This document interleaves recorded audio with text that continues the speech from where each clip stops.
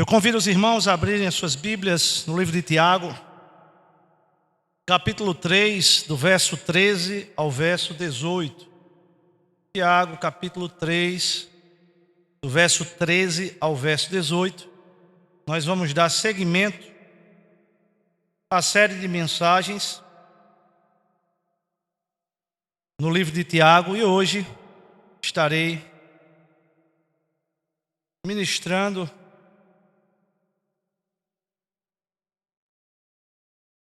capítulo 3, do verso 13 ao verso 12.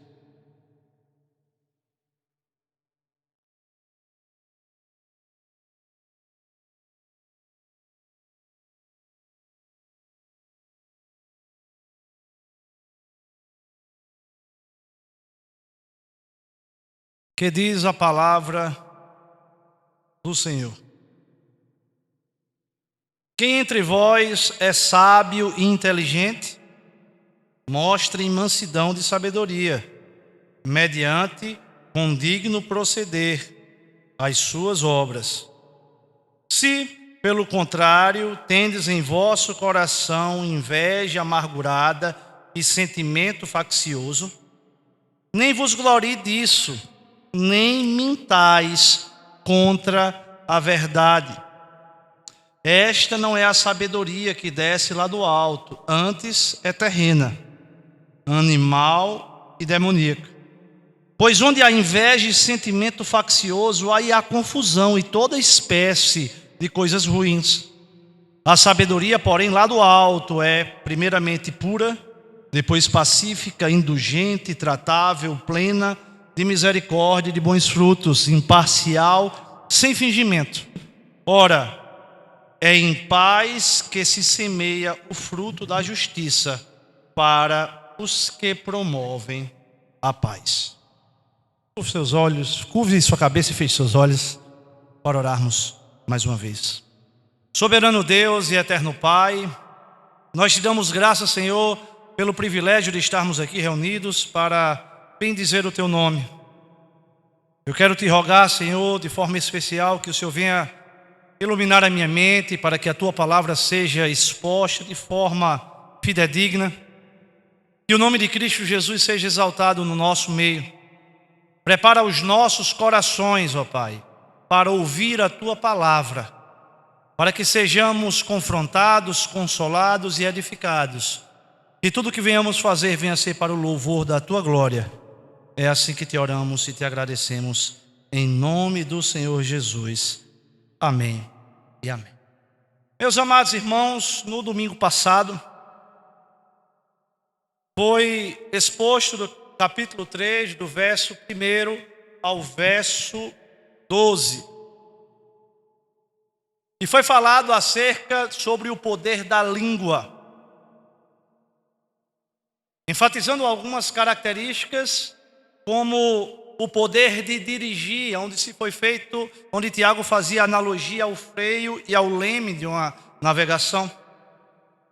Foi-se falado acerca do poder de destruir, onde se falou acerca do fogo e do veneno.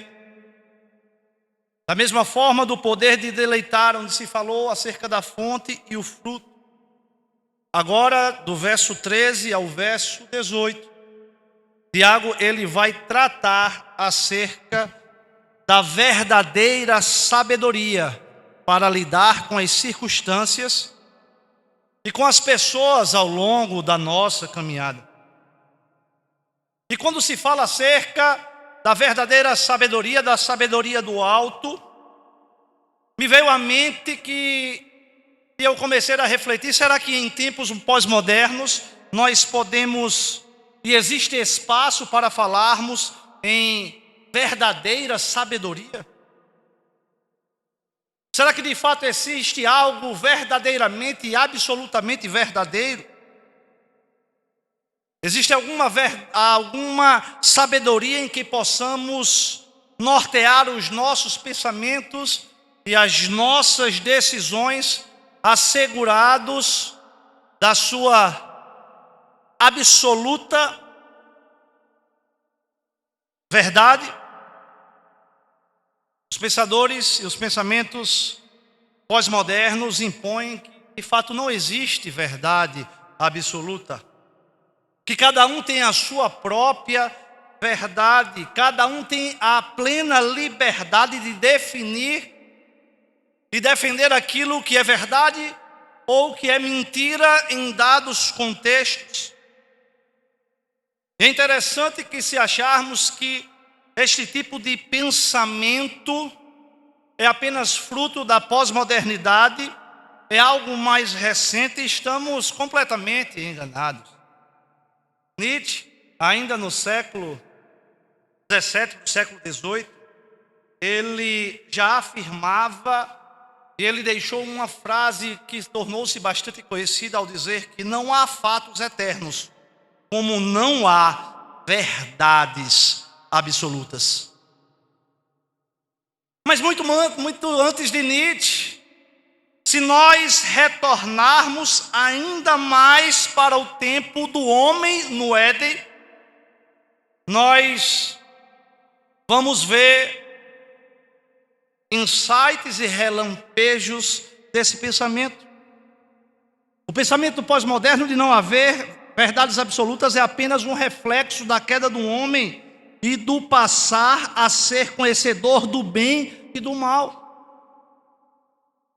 A bússola moral do homem quebrou quando ele pecou, quando ele transgrediu o pacto de obras pelo qual Deus soberanamente firmou com a sua criação. O homem achou que poderia ser independente de Deus. Mas essa autonomia moral se tornou em morte para toda a humanidade. E nós precisamos voltar novamente para a nossa comunhão com Deus Pai. Como cristãos, nós cremos aquilo que o apóstolo Paulo, escrevendo a Timóteo, diz que toda a escritura é inspirada por Deus e útil para o ensino, para a repreensão, para a correção, para a educação na justiça, a fim de que o homem de Deus seja perfeito e perfeitamente habilitado para toda boa obra. Além de que devemos enxergar para tomarmos as nossas decisões e para interpretar a nossa vida, o mundo, a sociedade e cada faceta da nossa vida. É a palavra de Deus, inerrante, infalível, inspirada, imutável, autoritativa. A verdade absoluta que deve permear todas as nossas vidas. E é tal verdade absoluta que nos apresenta a verdadeira sabedoria divina. Por isso nós podemos confiar, porque não se trata de filosofias vãs, de pensamento de grandes homens que contribuíram para o grande avanço da humanidade, mas se trata da palavra de Deus, do próprio Deus, Criador de todas as coisas, aquele que criou, que sustenta, que governa e que reina absolutamente para a eternidade. Mas, afinal, o que é sabedoria? Antes de adentrar de fato no que o texto vai desenvolver, de uma forma muito simplória, a sabedoria é o uso e a aplicação correta do conhecimento. É bem verdade que existem muitas pessoas que têm um vasto e largo conhecimento, mas que não necessariamente são sábias. O conhecimento não é a garantia que a pessoa irá se tornar sábia. Ela pode ter muito conhecimento, mas tal conhecimento não ser bem aplicado às situações da sua vida. Ela pode ter muito conhecimento e não conseguir transmitir tais verdades. Eu acho que alguém aqui já teve a experiência de ter um professor extremamente qualificado, um professor com um currículo invejável, com doutorado, pós-doutorado, com uma formação acadêmica de causar inveja, mas que não conseguia transmitir princípios e verdades muitas vezes elementares daquilo que ele estava a tratar. Sabemos que numa perspectiva bíblica, a sabedoria é também olhar a vida com os olhos de Deus, com as lentes do Evangelho, sob uma cosmovisão cristã. A pergunta do verdadeiro sábio, ao se defrontar com decisões, com situações, deveria ser, deve ser, como Jesus agiria, se comportaria, falaria e reagiria diante deste contexto.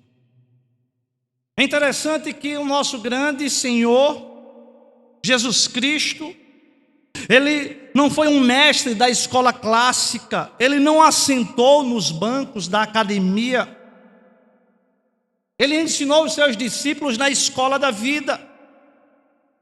É bem verdade que ele possuía suas duas naturezas. Ele era plenamente homem, mas ele era plenamente e é plenamente Deus. Portanto, a busca do conhecimento, ela não pode ser divorciada, desassociada, mas sim associada à sabedoria divina, para que de fato nós possamos desfrutar daquilo que Deus tem para o seu povo. E Tiago, ele vai nos apresentar nessa porção um contraste acerca dos tipos de sabedoria. Na porção que lemos agora há pouco, ele vai contrastar acerca da sabedoria da terra com a sabedoria do céu. Porque existe uma sabedoria que ela vem do próprio Deus, enquanto a outra sabedoria, ela é produzida pelo coração enganoso e o intelecto corrompido do próprio homem que despreza e rejeita as verdades absolutas de Deus. O texto no verso 15 nos mostra que a sabedoria da terra tem três características. Antes são terrenas, mundanas e demoníacas. E o texto, quando fala acerca da sabedoria da terra, ao falar que ela é uma sabedoria mundana, ela é uma sabedoria que ela está dissociada daquilo pelo qual Deus tem como verdade. Porque a sabedoria de Deus é tolice, desprezada para o mundo. A sabedoria do homem vem da razão e da autonomia, e ela despreza absolutamente a verdade revelada de Deus. No iluminismo francês do século XVIII, o homem passou a se orgulhar de uma forma muito tiltante acerca do conhecimento, da razão e das suas próprias conquistas. Como consequência prática, observamos a sabedoria da terra do homem se movimentando para rejeitar a verdade divina e passando para impor uma divisão entre o sagrado e o secular, com a intenção de excluir o sagrado, tudo aquilo que é pertinente à nossa espiritualidade e relação com o próprio Deus, para contribuir de uma forma significativa fora das quatro paredes do templo para a nossa vida pública. Mas é verdade que a sabedoria humana ela não conseguiu resolver o problema da humanidade. O homem de fato tem muito conhecimento, dinheiro, poder, ciência, tecnologia, mas continua sendo um ser corrompido e mais amante dos prazeres que de Deus. Entregue a si mesmo a sua corrupção. Porque o homem ele é corrompido em todas as suas faculdades, em maior ou em menor intensidade, aquilo que na teologia sistemática nós chamamos de depravação total e que R.C. Sproul denomina corrupção geral, ou seja, todas as áreas do nosso ser, elas foram afetadas pela queda e pelo nosso pecado. Mas o texto também fala que a sabedoria da terra, ela é considerada uma sabedoria natural. Essa sabedoria natural está em oposição à nova natureza que temos em Cristo Jesus. É uma sabedoria totalmente à parte da palavra de Deus e do Espírito de Deus. A sabedoria natural, ela escarnece, ela rejeita as verdades do nosso Senhor. E quando nós olhamos ao nosso derredor, nós percebemos que o mundo, e inclusive a cristandade, está cada vez mais secularizada. As coisas de Deus não importam mais. A Bíblia deixa de ser a palavra de Deus e torna-se apenas um livro, mais um livro de uma religião. E quando muito, inclusive para pseudos cristãos, ela apenas contém, não é a palavra de Deus. A sabedoria terrena e humana, por não ser espiritual, ela empurrou Deus para dentro dos templos e o enjaulou para que permaneça só e somente dentro dos templos. O estudioso acerca da cosmovisão cristã, Brian Willis, sustenta que a secularização mental dos cristãos foi ocasionada pela acomodação. Ele diz: paramos de pensar de forma cristã, refletimos a consciência cristã da vida pública, comercial e social, e quando entramos nas esferas somos forçados a aceitar para fins de discussão a estrutura secular ali estabelecida. E mais, oramos e cultuamos de forma cristã, depois esvaziamos o nosso cérebro do vocabulário cristão, dos conceitos cristãos, para garantir que nos comunicamos plenamente e voltamos a falar sobre a política como político, o bem-estar social com assistente social e sobre os trabalhadores com as relações de trabalho. Assim andamos mentalmente no secularismo.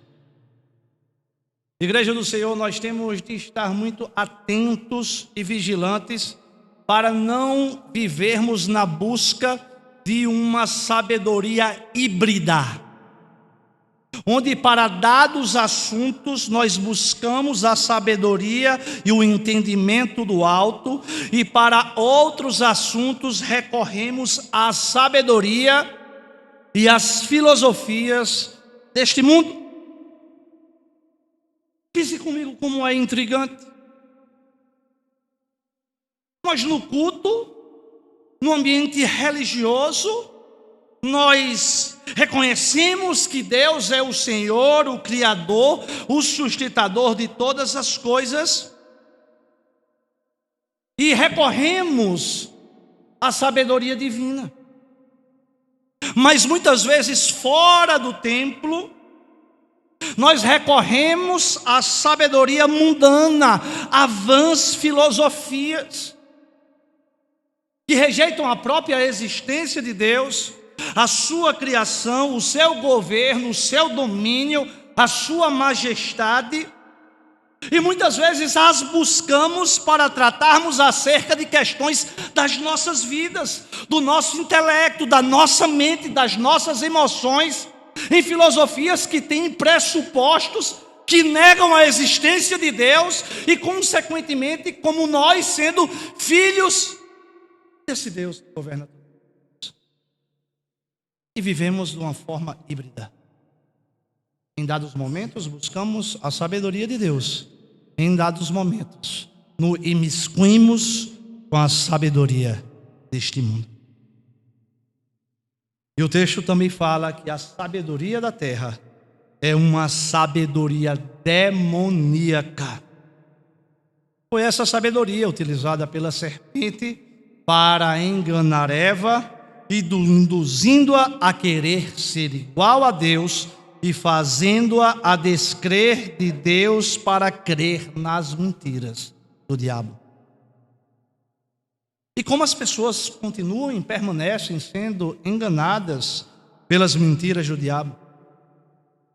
A palavra do Senhor diz que o diabo se transfigura em anjo de luz para enganar muitas pessoas. E muitas vezes está utilizando uma embalagem religiosa. Inclusive dentro de muitas igrejas autodeclaradas cristãs evangélicas.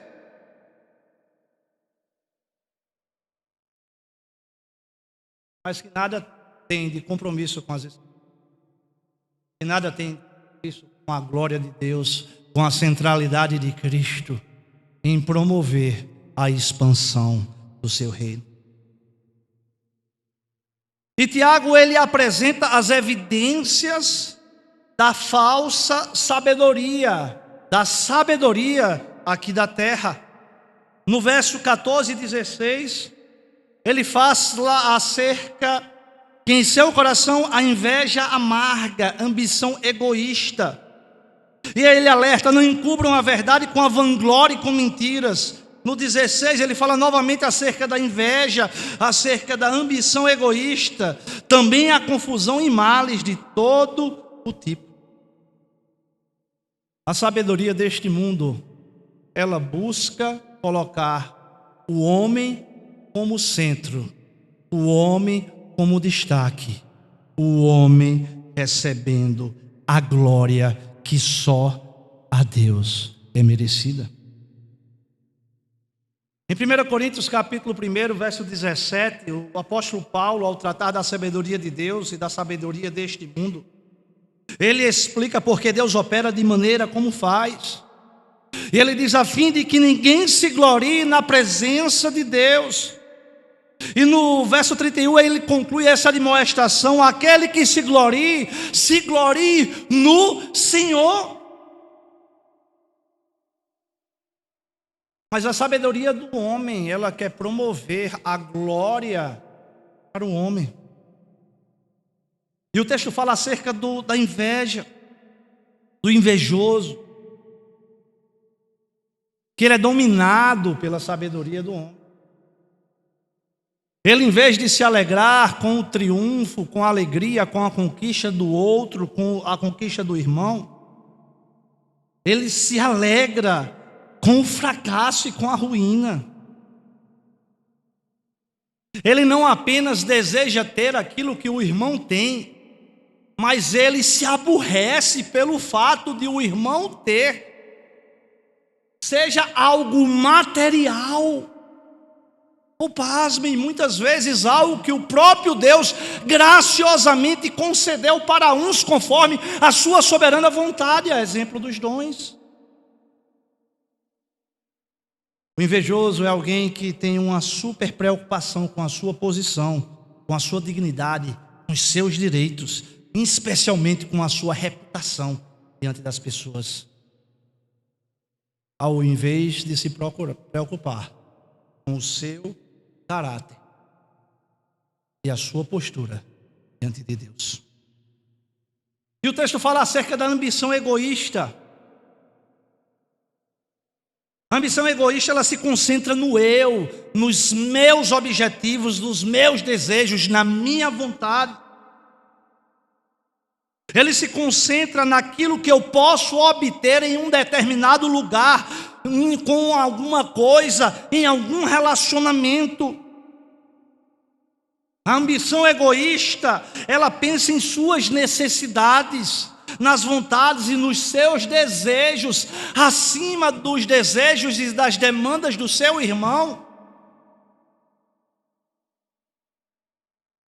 A ambição egoísta, ele ama a si mesmo sobre todas as coisas.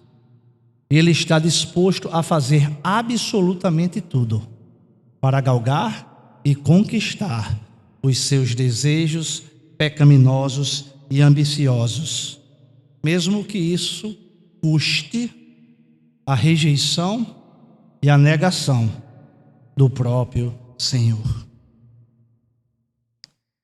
Mas Tiago também vai falar acerca da verdadeira sabedoria que tem a sua origem no próprio Deus.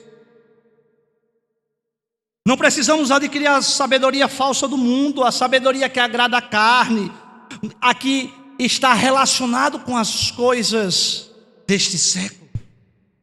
Mas nós devemos buscar, nós devemos almejar, anelar, orar, pedir pela sabedoria do alto, para que Deus nos conceda de forma graciosa. E Tiago ele passa a elencar vários atributos, características acerca da verdadeira sabedoria. No verso 13 ele fala: quem entre vós é sábio e inteligente? Mostre em mansidão e sabedoria. E é interessante que, como já foi dito, o livro de Tiago é denominado por muitos estudiosos como o livro de Provérbios do Novo Testamento, porque ele é um livro muito prático, onde Tiago vai exortar aos irmãos a viverem nas suas vidas aqueles ensinamentos pelos quais foram alicerçados a sua fé. Mostrem mansidão. Mansidão não é uma fraqueza, mas o poder sobre o controle, equilíbrio, é sensatez, não é covardia, mas sim sabedoria de Deus. Uma pessoa que não tem controle pessoal ou domínio próprio não é uma pessoa sábia. A mansidão é o uso correto e moderado, muitas vezes, do poder, assim como a sabedoria é o uso correto e adequado do conhecimento. Nós temos esta característica muito importante acerca da sabedoria que é proveniente do Senhor. Nós temos de buscar sermos mansos nos nossos relacionamentos. Nós temos de buscar sermos mansos nas nossas convivências dentro e fora da igreja. Nós temos de buscar sermos mansos na forma que dialogamos nas redes sociais, nas formas que adentramos num legítimo debate teológico para defender determinadas perspectivas. O grande teólogo Michel Horton, professor titular de teologia e apologética do seminário de Westminster, na Califórnia, ele frequentemente comenta acerca do fenômeno da fase da jaula do calvinismo. Esse estranho mal que parece afligir tantas pessoas que recentemente descobrem a maravilhosa doutrina da graça e se encantam. É bem verdade que muitos de nós já fomos picados por esse vírus. E muitos de nós conhecemos pessoas que assim estão vivendo ou já viveram. R.C. Sproul, contemporâneo e homem de Deus, ele diz: os calvinistas na fase da jaula são identificáveis pela sua insistência em transformar qualquer discussão em um debate aos 5 pontos do calvinismo. Ora, ter um zelo pela palavra é sempre louvável, mas um zelo pela verdade que se manifesta através da antipatia não convencerá ninguém da verdade bíblica da teologia reformada. Como muitos de nós podemos atestar por experiência pessoal, isso pode, na verdade, afastá-los ainda mais. É necessário na nossa caminhada cristã o equilíbrio, para não agirmos de forma que não está algo legítimo Eu costumo dizer, o remédio é o certo, mas a dose é cavalar. A evidência da verdade e da sabedoria do Senhor também está prevista no discorrida no verso 17. Ele fala acerca da pureza. A sabedoria de Deus, ela é incontaminável. Ela não se corrompe por influências externas. Ela não possui qualquer defeito moral. Ela é livre da ambição humana e do desejo de autoglorificação que é inerente, principalmente ao homem caído. A sabedoria de Deus, ela nos conduz à pureza de vida. A sabedoria do homem conduz à amizade ao mundo e à paixão pelos seus prazeres. Ao abraçarmos os valores do mundo, estamos rejeitando os valores do reino de Deus. Outra evidência da sabedoria divina é que ela produz um coração pacificador. A sabedoria divina não é contendiosa, facciosa, nem beligerante. A sabedoria do homem leva à competição, à rivalidade, à guerra, a ações desleais para se impor e para conquistar espaço. Mas a sabedoria de Deus, ela promove paz, ajuda mútua, convergindo para um único propósito, que é promover a glória de Deus e a expansão do seu reino. No ano de 2016, um grupo de teólogos brasileiros, entre os mais destacados e proeminentes, elaboraram um documento que foi publicado e amplamente divulgado, uma nota pública sobre debates teológicos entre calvinistas e arminianos. No site Voltamos ao Evangelho está lá a relação de todos os teólogos que subscreveram. E dentre muitas observações que eles assim fizeram, um dos parágrafos diz: repudiamos, todavia, que para a defesa de posições teológicas haja discussões e ataques pessoais realizados em nome da fé, que promovem dissensões, inimizades, escândalos ao nome de Cristo. Rejeitamos assim todo e qualquer conteúdo difamatório, ofensivo e jacoso, ainda que a pretexto do humor, produzido contra o irmão de vertente religiosa diversa, que atente contra a sua honra e imagem.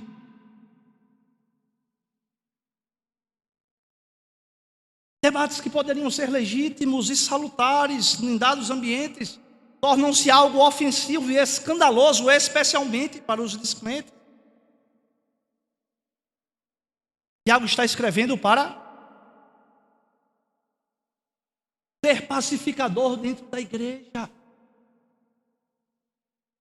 Infelizmente, meus irmãos, a maioria de problemas e de contendas ocorridas dentro das igrejas das mais diversas denominações são provenientes de pessoas que, ao invés de serem pacificadoras, são pessoas maldizentes, que alimentam conflitos, que agravam crises, que distorcem os fatos, que cavam mais abismos entre as pessoas, que parece que o seu prazer é jogar uma pessoa contra a outra.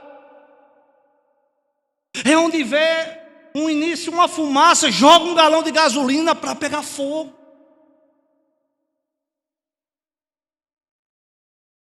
Isso são pessoas que são completamente desprovidas da sabedoria divina. A evidência da verdadeira sabedoria, ela também, segundo o verso 17, fala de pessoas tratáveis. Uma pessoa de bom trato, educada, urbana, que sabe se relacionar com as demais pessoas. E, infelizmente, existem pessoas que são intratáveis na essência da palavra, arrogantes, se acham detentoras de todo o saber e de toda a verdade, proveniente de seus corações que são dominados pelo orgulho e evidenciam uma ausência de regeneração em Cristo Jesus, porque não se despiram do velho homem. Uma evidência da verdadeira sabedoria são atos de misericórdia.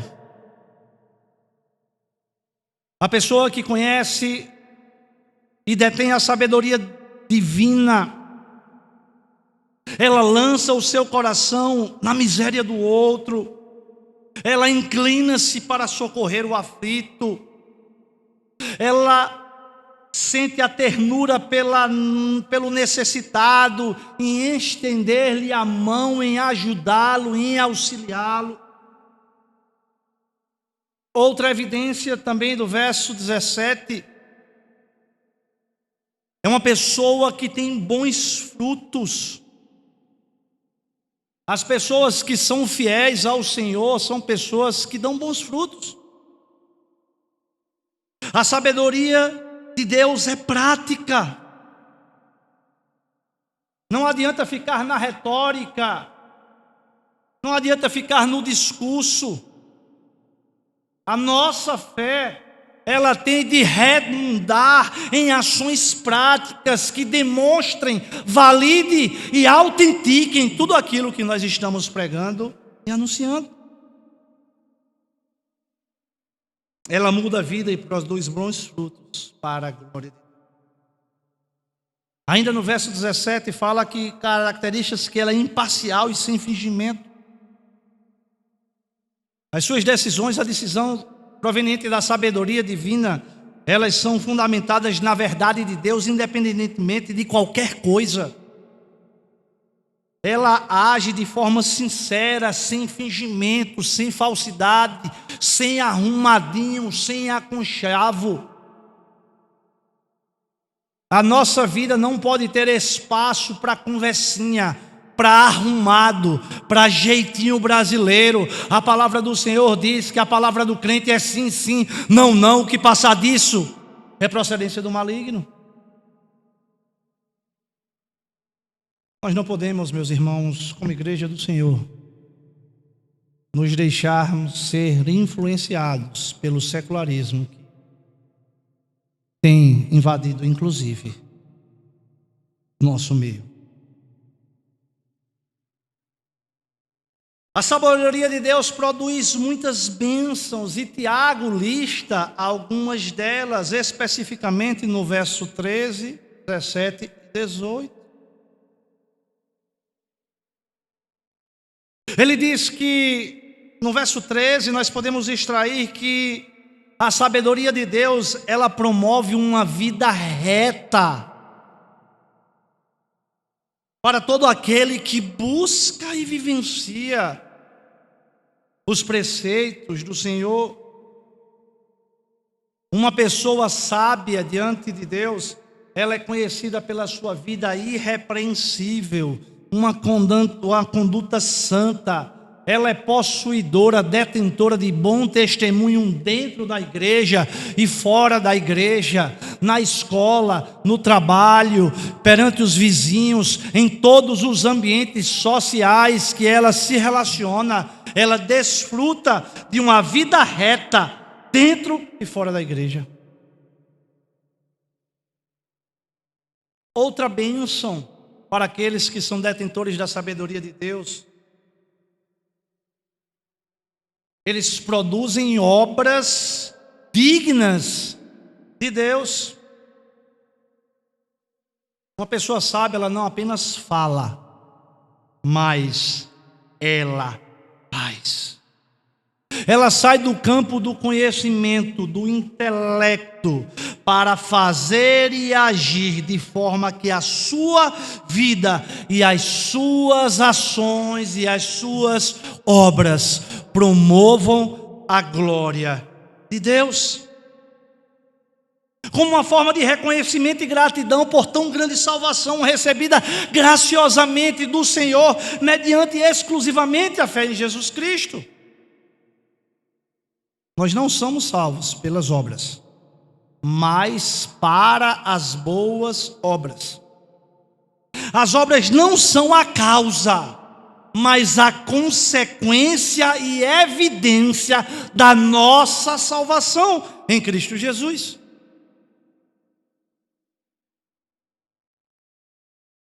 Verso 18, texto.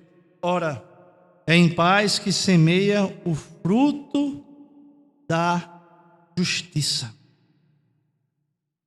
aqueles que buscam a sabedoria divina. São aqueles que semeiam a justiça de Deus e se afastam do pecado.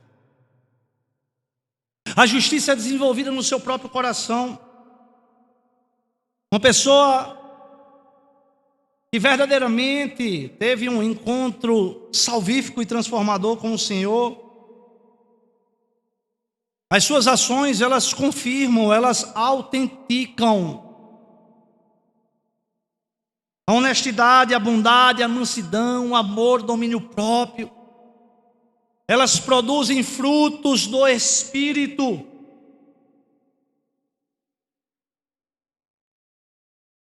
Não que nesta terra nós viveremos a plenitude da perfeição, não.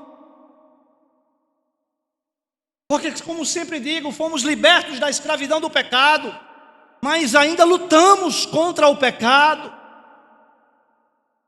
Mas temos o Espírito Santo de Deus para nos auxiliar neste processo contínuo de santificação, de buscarmos a cada dia sermos mais parecidos com Cristo Jesus.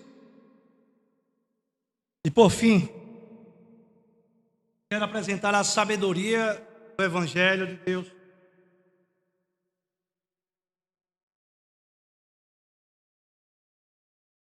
Jesus Cristo é a nossa sabedoria.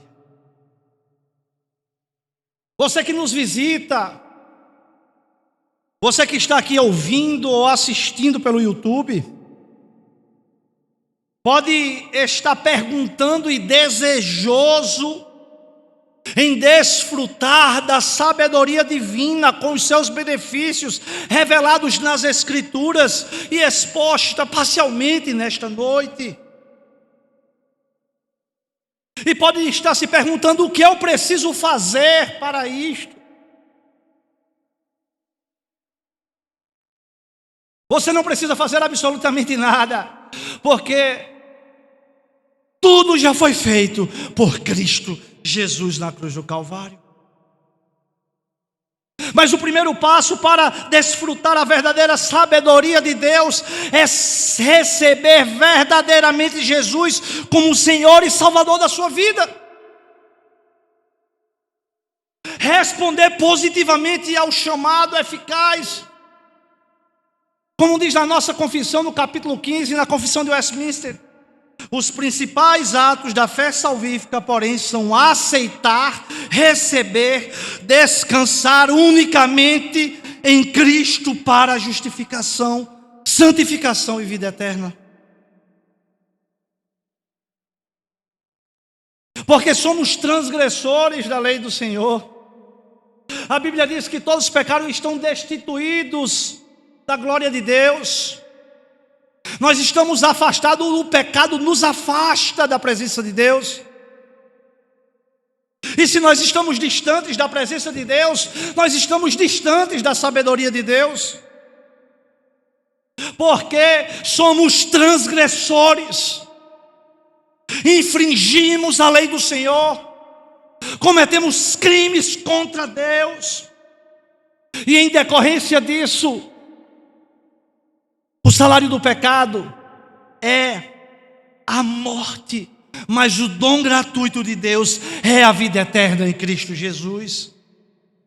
E através da proclamação do Evangelho, a graça de Deus concede aos pecadores a sabedoria e os habilita para confessarem os seus pecados e se refugiarem juntos ao Filho de Deus, o único que pode irá salvá-los da sua culpa e do poder do pecado. Arrependa-se dos seus pecados e creia no Senhor Jesus.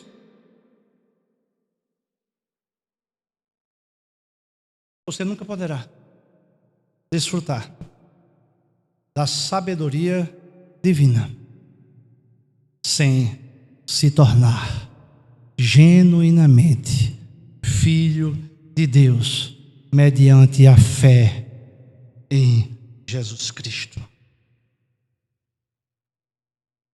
A maioria de nós já somos crentes no Senhor Jesus, louvado seja Deus por isso. Mas estamos ou consciente ou muitas vezes inconscientemente buscando sabedoria terrena, que é falha, limitada e que nos leva à ruína espiritual, ao esfriamento espiritual, a andarmos por caminhos tortuosos.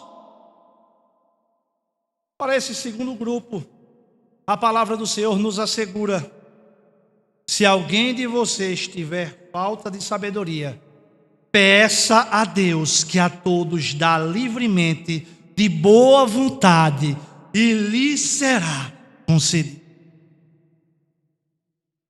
Eu não sei que tipo de sabedoria todos nós temos buscado, mas a palavra do Senhor, inspirada, inerrante, infalível, autoritativa, a nossa regra de fé e prática, a palavra de Deus nos assegura que, se pedirmos, Ele nos dará.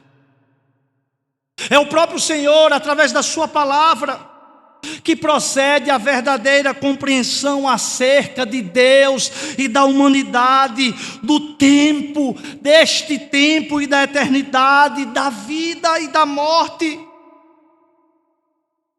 Aqueles que se apartam dos preceitos divinos entregam-se à sorte do mundo que jaz do maligno, mas aqueles que se dedicam a conhecê-lo, praticá-lo, ensiná-lo, experimentam segurança, regozijo, deleite, confiança, consolo, cuidado, paz e esperança, tanto para esta vida como para a eternidade. Que cada um de nós possamos desfrutar da riqueza e insondável sabedoria do nosso Senhor. Que nós possamos nos alegrar em obedecer à voz do Senhor. Que nós possamos nos beneficiar graciosamente por tudo aquilo que Jesus já fez por nós, e nos apropriarmos mediante a fé e obediência à sua palavra, da sabedoria divina, e abandonarmos completamente a sabedoria deste mundo. Que Deus nos capacite a caminharmos cada dia mais para crescermos no conhecimento e na graça do Senhor, sendo capacitados pelo Senhor para vivermos em conformidade à sua palavra revelada, desfrutando e usufruindo da sua sabedoria. Que Deus nos abençoe em Cristo Jesus. Feche seus olhos e curve sua cabeça nesse momento.